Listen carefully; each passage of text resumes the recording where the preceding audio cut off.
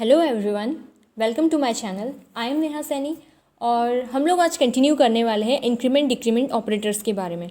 So friends, इसके ऊपर मैं ऑलरेडी पहले एक वीडियो बना चुकी हूँ इंक्रीमेंट डिक्रीमेंट। यदि आपने वो वीडियो नहीं देखा है तो आप एक बार पहले उसे देख लीजिए, उससे आपको एटलीस्ट पहले इसका कंसेप्ट समझ में आ जाएगा कि ये लोग काम कैसे करते हैं। ठीक है, यहाँ पर मैं आपको थोड़ा सा बता देती हूँ इंक्रीमेंट डिक्रीमेंट ऑपरेटर के बारे में। जो आपका इंक्रीमेंट और डिक्रीमेंट ऑपरेटर्स हैं, दोनों ही दो टाइप के होते हैं, एक प्री इंक्रीमेंट और एक पोस्ट इंक्रीमेंट। ठीक है, प्री बोले तो प्री मीन्स होता है आगे, तो ये होता है हमारा प्री इंक्रीमेंट। पोस्ट मीन्स होता है पीछे, तो जब हम पीछे लगा रहे हैं इंक्रीमेंट ऑपरेटर तब होता है हमारा क्या, पोस्ट इंक्रीमेंट ऑपरेटर। जैसा नाम से ही क्लियर है। अब यदि प्री इंक्रीमेंट बोला है मतलब पहले हमको इंक्रीमेंट करना है, बाद में टास्क परफॉर्म करना है जो अदर टास्क दिया हो। ठीक है, लाइक ये क्या है, हमारा प्री इंक्रीमेंट है, पहले वैल्यू को इंक्रीज़ करेगा, देन अदर टास्क जो उसका असाइनमेंट का है वो कंप्लीट करेगा। यहाँ पर वो पहले असाइनमेंट करेगा, उसके बाद उसको इंक्रीमेंट करेगा। ठीक है, क्योंकि यहाँ पे ये पोस्ट इंक्रीमेंट है, पहले दूसरे काम उसके बाद उसको इंक्रीमेंट करेगा। यहाँ पर प्री इंक्रीमेंट है, पहले इंक्रीमेंट करेगा बाद में वैल्यू असाइन करेगा। ठीक है, तो इस तरह से हमारा प्री इंक्रीमेंट और इस तरह से हमारा इंक्रीमेंट प्री और पोस्ट दोनों काम करते हैं। सेम जैसा मैंने इंक्रीमेंट का बताया, सेम वैसे ही कंसेप्ट हमारा डिक्रीमेंट का होता है। ओके, तो चलिए हम पहले एक फर्स्ट क्वेश्चन सॉल्व करते हैं। हमारा दिया $a की वैल्यू दी है हमको 5। ठीक है, अब यहाँ पर इसने क्या किया है, पोस्ट इंक्रीमेंट लगाया। इट मीन्स वो क्या करने वाला है, पहले वैल्यूज़ को कहाँ पे डालेगा, जो a की वैल्यू है उसको पहले पुट करेगा हमारे b के अंदर। ठीक है, तो वो क्या करेगा, मैं यहाँ पे कमेंट में आपको लिख के बता देती हूँ। सबसे पहले वो b की वैल्यू को कर देगा 5, क्योंकि वो क्या करने वाला है, पहले a की वैल्यू को b में असाइन करेगा। जब a की वैल्यू को उसने b में डाल चुका है, अब वो क्या करेगा, नॉर्मली a की वैल्यू को प्रिंट कर देगा। तो अब a की वैल्यू क्या हो जाएगी, बढ़ के 6। ठीक है, तो अब इसने क्या किया, पहले तो a की वैल्यू को वहाँ पर पुट किया, उसके बाद उसको इंक्रीमेंट कर दिया। अब हम नेक्स्ट लाइन पर आए। अब नेक्स्ट लाइन पर उसने देखो क्या किया हुआ है, पहले इंक्रीमेंट किया है किसकी वैल्यू, a की। फ्रेंड्स, यहाँ पे एक चीज़ आप लोगों को ध्यान देना है कि आप a की वैल्यू ये वाली नहीं लोगे, क्योंकि a की वैल्यू हमारी अपडेटेड हो चुकी है। पहले a की वैल्यू 5 थी, पर अब a की वैल्यू अपडेट होकर कितनी हो गई है, 6 हो गई। तो अब हम इस 6 का यहाँ पर यूज़ करेंगे। तो पहले हमको करना है इंक्रीमेंट, इंक्रीमेंट करने के बाद हम वैल्यूज़ को डालेंगे c में। ओके, सो फर्स्टली हमको इंक्रीमेंट करना है, तो पहले a की वैल्यू हमारी कितनी हो जाएगी, 7, क्योंकि पहले a की वैल्यू को हमने इंक्रीमेंट किया, पहले 6 थी अब हो गई 7। अब ये जो 7 वैल्यू है उसको हम c में डाल देते हैं। ठीक है, तो अब हम इसकी वैल्यू c में डाल देंगे, तो c की वैल्यू कितनी हो जाएगी, 7। तो आपको समझ में आ गया होगा, यहाँ पर पहले a की वैल्यू b में डालनी थी हमको, तो देखो मैंने पहले b में डाल दी, उसके बाद उसको इंक्रीमेंट किया। और यहाँ पर पहले इंक्रीमेंट किया, देखो पहले मैंने a की वैल्यू को इंक्रीमेंट किया, बाद में उसको मैंने c में डाला। यही हमारा होता है पोस्ट और प्री इंक्रीमेंट। ठीक है, अब यहाँ पर जब वो बोलेगा कि आपको वैल्यूज़ प्रिंट करनी है, तो आपका आउटपुट यहाँ पर क्या आएगा, जो आपका a की वैल्यू है। आप देखिए यहाँ पे a की वैल्यू क्या आने वाली है, जो अपनी लेटेस्ट वैल्यू है। लेटेस्ट वैल्यू a की क्या है, 7, जो लास्ट में अपडेट हुई है।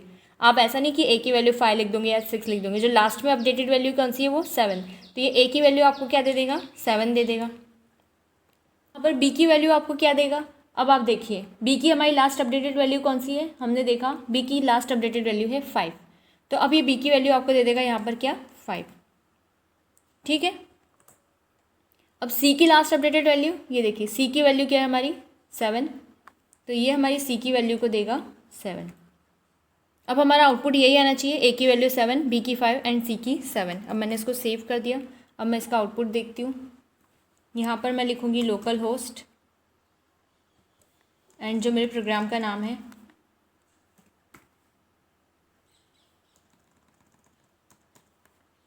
यहाँ पर मेरे प्रोग्राम का नाम है increment1.php। ये देखिए a की वैल्यू 7, b की 5, c की 7, यही हमने यहाँ पर किया था। ठीक है, आई थिंक आपको ये समझ में आ गया होगा कि हमें इसको कैसे करना है। अब हम देखते हैं हमारा नेक्स्ट क्वेश्चन। ये हमारा क्वेश्चन नंबर 2 था। ओके, अब यहाँ पर क्या दिया हुआ है, यहाँ पे डिक्रीमेंट ऑपरेटर का यूज़ किया है। ये भी सेम वैसी क्वेश्चन है।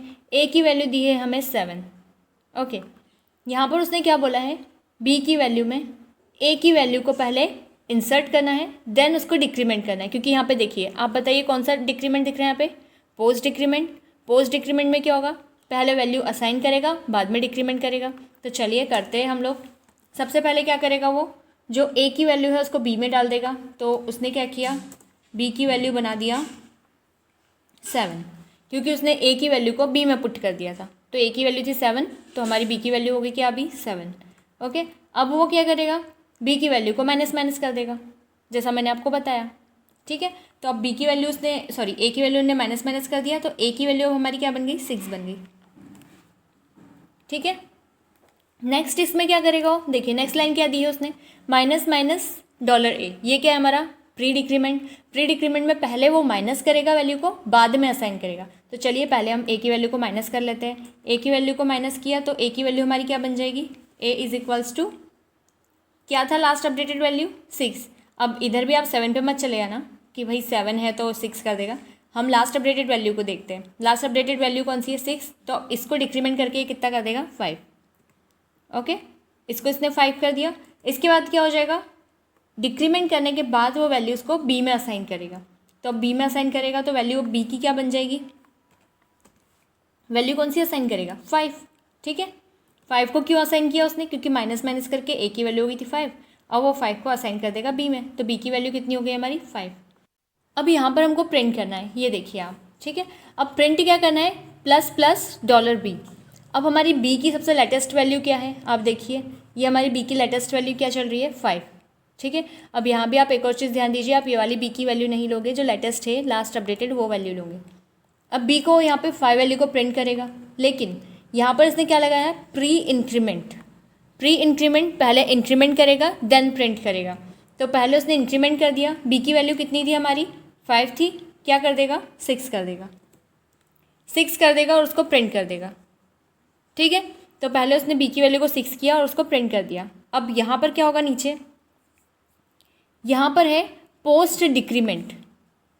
पोस्ट डिक्रीमेंट होने के कारण वो क्या करेगा, ए की वैल्यू को पहले प्रिंट कर देगा। पहले देखो तो लास्ट अपडेटेड ए की वैल्यू क्या है हमारी 5। ठीक है, तो उसने क्या किया, लास्ट अपडेटेड जो ए की वैल्यू थी उसको प्रिंट कर दिया। लास्ट अपडेटेड वैल्यू क्या थी 5। उसके बाद उसने उसको डिक्रीमेंट कर दिया। अब 5 प्रिंट करने के बाद वो उसको डिक्रीमेंट करके 4 करने वाला है। तो अब ये 4 से हमें कोई लेना देना नहीं है, क्योंकि वो बाद में उसको डिक्रीमेंट करेगा। ठीक है, अभी हमको लेना देना है सिर्फ 5 से। क्यों, क्योंकि वो 5 वैल्यू को पहले प्रिंट करेगा। देखो पहले उसने इसको इको करवाया, बाद में उसको डिक्रीमेंट करेगा। तो 5 को उसने पहले प्रिंट कर दिया, बाद में डिक्रीमेंट करके 4 कर दिया, पर ये 4 हमारे आउटपुट में नहीं आएगा। हमारा आउटपुट आएगा सिर्फ 6 और 5। चलो हम इसको चेक कर लेते हैं, मैंने इसको सेव कर दिया। अब हम इसको करते हैं चेक। मेरे क्वेश्चन नंबर था ये 2nd। ये देखिए बी की वैल्यू 6 है एंड ए की 5, ये लिखा हुआ था बी की वैल्यू 6 एंड ए की वैल्यू हमारी 5।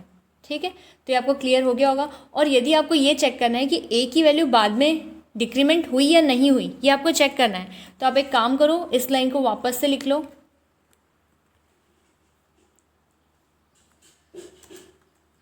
ये देखिए यहाँ पर मैंने वैल्यू को वापस से लिख दिया, माइनस माइनस हटा देती हूँ। अब यहाँ पर हम ए की वैल्यू को चेक करवा लेते हैं कि भाई क्या आने वाली है। तो मैंने आपको जैसा बताया, पहले उसने 5 को प्रिंट कर दिया है, बाद में डिक्रीमेंट किया होगा, तो 4 हो गई होगी उसकी वैल्यू। अब हम इसको चेक करके यहाँ पर रन करके देख लेते हैं। ये देखिए 4 हो गई थी उसकी वैल्यू, तो यहाँ पर 4 आ गई। समझ में आ गया होगा आई थिंक आप लोगों को ये। ठीक है, तो अब हम पढ़ते हैं नेक्स्ट क्वेश्चन की ओर। ये था हमारा नेक्स्ट क्वेश्चन जो मैंने आपको 3rd क्वेश्चन दिया था। अब इसमें क्या है, देखिए ए की वैल्यू दी है 5। अब 2 क्वेश्चन करने के बाद आपको आई थिंक ये समझ में आ जाएगा, तो आप पहले खुद से इसको ट्राई कीजिए वीडियो पॉज करके। उसके बाद हम यहाँ पे तो उसको कर ही रहे हैं सॉल्व। ए की वैल्यू है 5, बी की वैल्यू है 7। ठीक है, अब यहाँ पर हमने क्या किया, पहले ए की वैल्यू को पोस्ट इंक्रीमेंट है, ए की वैल्यू गई सी में। तो अब यहाँ पर क्या होगा, देखिए मैंने कमेंट में लिखा $C, आई मीन हम डायरेक्टली सी लिख लेते हैं। सी की वैल्यू पहले क्या हो जाएगी आपकी 5, क्योंकि जो ए की वैल्यू थी पहले किस में चले गई सी में। अब उसने ए की वैल्यू को इंक्रीज़ कर दिया। अब ए की वैल्यू इंक्रीज़ होकर कितनी हो जाएगी 6। ठीक है, पहले सी की वैल्यू ए की वैल्यू पहले सी में चले गई, फिर ए की वैल्यू इंक्रीज़ हो गई। अब 2nd लाइन पर हम लोग आते हैं। यहाँ पर वो क्या कर रहे हैं, प्री डिक्रीमेंट है, मतलब पहले वो 7 को डिक्रीमेंट करेगा बी की वैल्यू को। 7 को डिक्रीमेंट किया तो उसने बी की वैल्यू को क्या कर दिया आपकी 6। पहले वो बी की वैल्यू को 6 करेगा, डिक्रीमेंट हो गया आपका। अब उसकी वैल्यू को असाइन करेगा $D में। अब $D में असाइन करेगा तो आप यहाँ पे लिखो D इज इक्वल्स टू 6। ठीक है, क्योंकि उसने बाद में असाइन किया है। ओके, अब देखो वो ई को करवा रहा है। अब देखते हैं हम लोग ई को करने में क्या आउटपुट आएगा। देखो अब आपको आई थिंक क्लियर हो गया होगा अच्छे से कि कैसे इसका आउटपुट आने वाला है। आप लोग बताइए देखकर, ये क्या है, प्री इंक्रीमेंट है, तो यहाँ पे वैल्यू क्या आ जाएगी, पहले वो ए की वैल्यू को इंक्रीमेंट करेगा देन प्रिंट करेगा। अब ए की लास्ट वैल्यू क्या है हमारी 6, तो पहले इंक्रीमेंट करेगा देन प्रिंट करेगा। इंक्रीमेंट करने के बाद वैल्यू हो जाएगी 7, तो वो किसको प्रिंट कर देगा, आपके 7 को प्रिंट कर देगा। ठीक है, इधर क्या है, प्री डिक्रीमेंट है, बी की हमारी लेटेस्ट वैल्यू है 6, पहले डिक्रीमेंट करेगा देन प्रिंट करेगा। तो डिक्रीमेंट करके बी की वैल्यू कितनी हो जाने वाली है हमारी, बी की वैल्यू थी हमारी 6, डिक्रीमेंट करके हो जाएगी 5 और वो 5 को प्रिंट कर देगा। ओके, अब ये जो है हमारा इधर क्या है, ये पोस्ट इंक्रीमेंट, पहले सी की वैल्यू को प्रिंट करेगा देन शो करेगा, मतलब इंक्रीमेंट करेगा।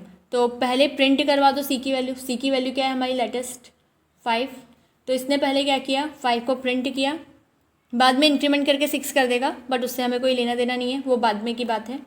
ठीक है, यहाँ पर क्या कर रहा है वो, डी की वैल्यू पहले प्रिंट करेगा देन डिक्रीमेंट करेगा। डी की वैल्यू क्या है 6, अब इसने यहाँ पर सी की वैल्यू को 6 प्रिंट कर दिया, बाद में उसको डिक्रीमेंट कर दिया होगा। तो अब हम इसका आउटपुट देख लेते हैं। यहाँ पर मेरे प्रोग्राम का नाम है थर्ड। ओके, मैं इसको कर देती हूँ। ये मैंने प्रोग्राम को रन किया। क्या वैल्यू आई मेरी, ए की वैल्यू आई है 7, 5, 5 एंड 6। यहाँ पर हम लोग चेक कर लेते हैं 7, 5, 5, 6। देखिए हमारी वैल्यूज़ वही है जो हमारे आउटपुट में आई है। आई होप आपको ये समझ में आ गया होगा। नेक्स्ट हम देखते हैं, ये मैंने एक और क्वेश्चन आप लोगों के लिए लिखा है। आप इसके अंदर देख सकते हैं मैंने एक एक्सप्रेशन लिखा हुआ है पोस्ट इंक्रीमेंट के साथ। अब ये थोड़ा ट्रिकी क्वेश्चन हो जाता है, और ये क्वेश्चन आपका जो भी कॉम्पिटिटिव एग्जाम्स वगैरह है या समथिंग आप किसी चीज़ की तैयारी कर रहे हो तो उसमें ये क्वेश्चन पूछा जाता है, इस टाइप के क्वेश्चन जो आपको थोड़े कन्फ्यूज़ करते हैं। C++ में भी इस टाइप के क्वेश्चन आपको देखने को मिलेंगे। ओके, तो इसको हम सॉल्व करते हैं। सबसे पहले यहाँ पे क्या दिया हुआ है, $A = 1, $B = 3। ओके, अब यहाँ पे देखिए इसने क्या किया है, पोस्ट इंक्रीमेंट लगाया है। इसमें बस एक चीज़ ही आपको याद रखनी है और कुछ नहीं, कि जो भी आपका वेरिएबल है पहले वो टास्क परफॉर्म करेगा, उसके बाद उसको इंक्रीमेंट करेगा। ठीक है, और सेकेंड थिंग जो ये एक्सप्रेशन होता है इसका सॉल्यूशन होगा लेफ़्ट टू राइट। ओके, अब हम देखते हैं इसको। मैंने लिखा है $A, तो मैंने अभी आपको जस्ट क्या बताया, जो पोस्ट इंक्रीमेंट होता है पहले ऑपरेशन करेगा देन इंक्रीमेंट करेगा। तो देखिए यहाँ पे पहले उसने ऑपरेशन किया उसका 1 प्लस, उसने पहले ए की वैल्यू ले ली 1, उसको किया प्लस। अब जैसे ही वो प्लस पर आया मतलब वो इस स्टेटमेंट के आगे निकल गया है, तो वो उसको क्या कर देगा, इंक्रीमेंट कर देगा। अब ए की वैल्यू इंक्रीमेंट हो जाएगी, मैं इधर ए की वैल्यू ऊपर लिख देती हूँ। ए की वैल्यू इंक्रीमेंट होकर कितनी हो गई मेरी, 2 हो गई। ठीक है, ये देखो पहले उसने ए की वैल्यू को ऐड किया, उसके बाद उसको इंक्रीमेंट कर दिया। अब हमको ए की वैल्यू यहाँ पे क्या मिलेगी, यहाँ पर हमको ए की वैल्यू मिलेगी क्या, 2। ठीक है, ये ए की वैल्यू हमारे पास 1 थी, इसने 1 को यूज़ किया, फिर इंक्रीमेंट कर दिया, फिर यहाँ पे वो 2 को यूज़ करेगा। अब 2 को यूज़ करने के बाद वापस से वो क्या करेगा, जब दूसरे स्टेटमेंट पर जाने लगेगा उसके पहले उसको इंक्रीमेंट कर देगा। तो यहाँ पर वो क्या करेगा, इंक्रीमेंट करने के बाद जो हमारे ए की वैल्यू है वो कितनी हो जाएगी, A = 3। A = 3 हो गई। अब वो नीचे क्या करेगा, प्लस करेगा। अब कौन से ए की वैल्यू को यूज़ करेगा, वो 3 को। ठीक है, अब उसने 3 ले लिया, 3 ऐड करने के बाद वो क्या करेगा आगे, फिर से उसको इंक्रीमेंट कर देगा। अब चलिए हम लोग उसको वापस से इंक्रीमेंट कर देते हैं। A = 4। अब उसने उसकी वैल्यू को 4 कर दिया, सेम वैसे ही नीचे अब वो क्या करेगा, इसकी वैल्यू को क्या रखेगा, प्लस करके 4। अब ये 4 हो गया, 4 को फिर से उसने इंक्रीमेंट किया क्योंकि नेक्स्ट स्टेटमेंट पे जाना है उसको, तो पहले उसने इंक्रीमेंट कर दिया। अब इंक्रीमेंट करने के बाद उसकी ए की वैल्यू को क्या कर देगा वो, 5। अब ए की वैल्यू 5 हो गई है। अब जब वो नेक्स्ट टाइम ए का यूज़ करेगा तो यहाँ पे कौन सी वैल्यू वो यूज़ करने वाला है आपकी, प्लस करके 5। अब देखिए यहाँ पर तो उसने ले लिया 5। ठीक है, ये हमारा एक्सप्रेशन बन गया पूरा कंप्लीट। बट जैसे ही उसने 5 लिया उसके बाद वापस ही इसको इंक्रीमेंट कर देगा, क्योंकि अभी एक इंक्रीमेंट बचा है उसका, है ना। तो यहाँ पर वो क्या कर देगा, उसकी वैल्यू ए की वैल्यू को कर देगा 6। यहाँ पर पहले उसने ए की वैल्यू को एक बार बढ़ाया, कब? पहले वैल्यू लिया उसके बाद उसको इंक्रीमेंट किया। यहाँ पे भी उसने इंक्रीमेंट करने के बाद पहले वैल्यू लिया उसके बाद इंक्रीमेंट किया, फिर यहाँ पर भी पहले वैल्यू लिया उसके बाद इंक्रीमेंट किया, फिर यहाँ पर भी वैल्यू लेने के बाद इंक्रीमेंट, यहाँ भी वैल्यू लेने के बाद उसको इंक्रीमेंट। तो ये हमारे सारे इंक्रीमेंट्स हो गए। ये हमारा क्या हो गया? एक्सप्रेशन का सॉल्यूशन। तो अब हमारा बताओ आप लोग बी की वैल्यू क्या आने वाली है? अब हमारी बी की वैल्यू आएगी, आप इन सबको ऐड कर लीजिए। इन सबको ऐड करने के बाद आपका आंसर क्या आने वाला है? 15। ठीक है, आप ऐड करके देख लीजिए इसको। तो टोटल कितना हो जाता है आपका? 15। तो आपके बी की वैल्यू कितनी आने वाली है? आपकी 15। ठीक है, ये देखिए। तो और ए की वैल्यू आपकी लेटेस्ट क्या है? 6। तो यहाँ पर आपकी ए की वैल्यू आ जाएगी 6, और नीचे आपकी क्या रहेगी? बी की वैल्यू। बी की वैल्यू कितनी आ रही है आपकी? बी इज इक्वल्स टू आ रहा है आपका 15। ठीक है, तो अब हम इसका आउटपुट देखते हैं कि आउटपुट में ये क्या देने वाला है। तो चलिए हम इसका आउटपुट देखते हैं। ये हमारा था 4th नंबर का प्रोग्राम। ए की वैल्यू 6, बी की 15। ये देखिए, ए की 6 है और बी की क्या है? 15। तो ये इस तरह से ये सॉल्व होने वाला है।